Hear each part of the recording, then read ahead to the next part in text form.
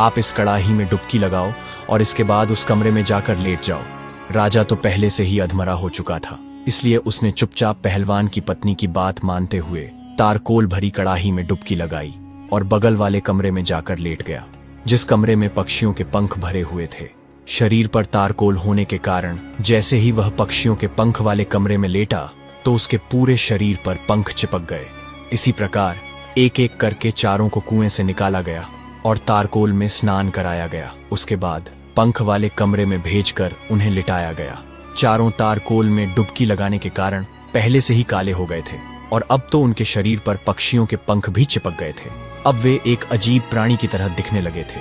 कुएं में गिरने के कारण वे पहले ही चोटिल हो गए थे और इतने दिनों तक कुएं में बंद रहने की वजह से उनका स्वास्थ्य भी खराब हो गया था, जिस कारण वे कोई प्रतिरोध करने की स्थिति में नहीं थे। लेकिन मन में सोच रहे थे कि एक बार यहां से छूटकर महल तक पहुंच जाए। इसके बाद इस पहलवान की पत्नी को ऐसा सबक सिखाएंगे कि जिंदगी भर याद रखेगी।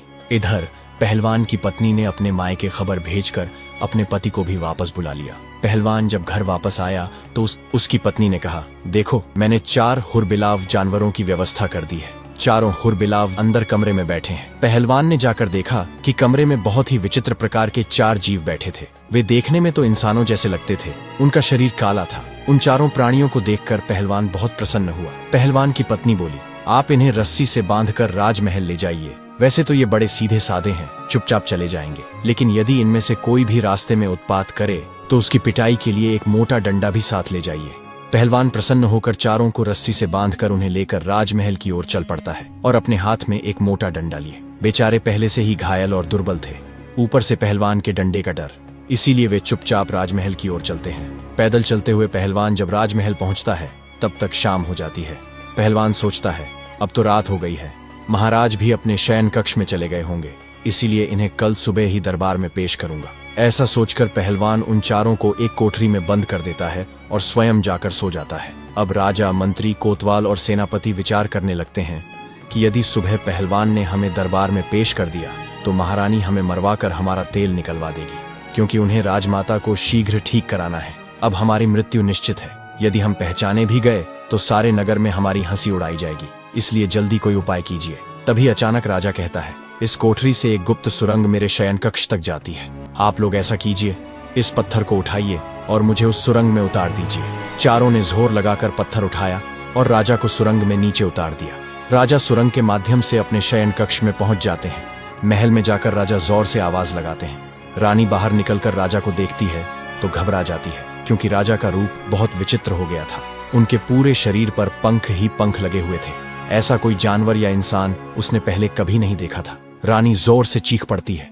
रानी की आवाज सुनकर नौकर चाकर, दास दासियाओं और कुछ सैनिक वहां इकट्ठा हो जाते हैं। सब मिलकर उस विचित्र जीव की बहुत पिटाई करते हैं। वे कहने लगते हैं, मारो मारो, पता नहीं कौन सा जानवर महल में घुस आया है। राजा चिल्लाकर कहते रहते हैं, मुझे मत मारो, मैं महाराज हूं, लेकिन कोई उनकी बात नहीं सुनता। काफी मार खाने के बाद रानी उनकी आवाज पहचान जाती है। तब रानी सभी को कमरे से बाहर निकाल देती है और राजा से पूछती है, यदि आप सच में महाराज हैं तो फिर आपने यह क्या हुलिया बना रखा है? आपके साथ यह क्या हुआ?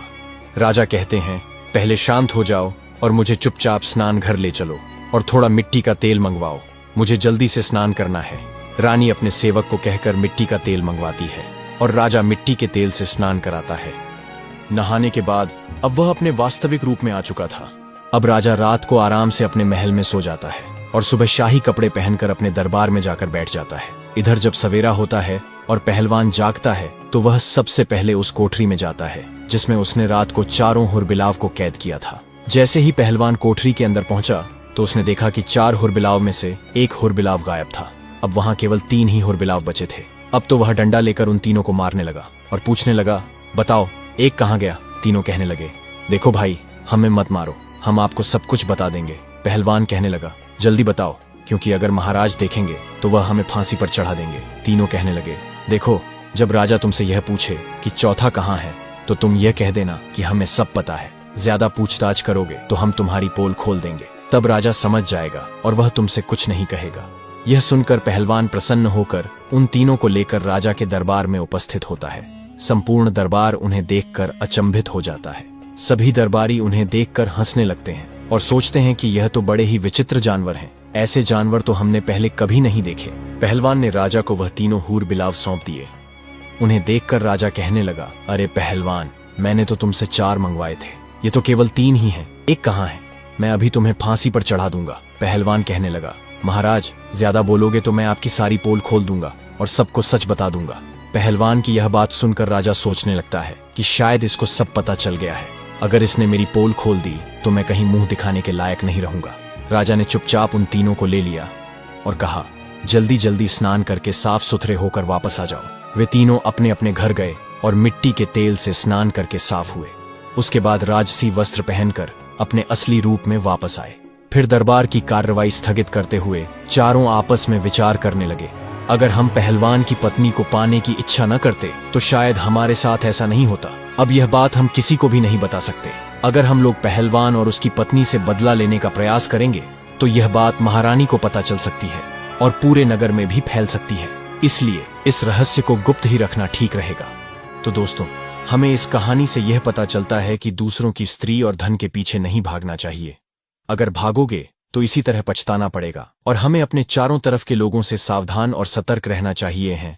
हमें आशा है कि आपको यह कहानी जरूर पसंद आई होगी। ऐसी और कहानी देखने के लिए हमारे चैनल को सब्सक्राइब करें।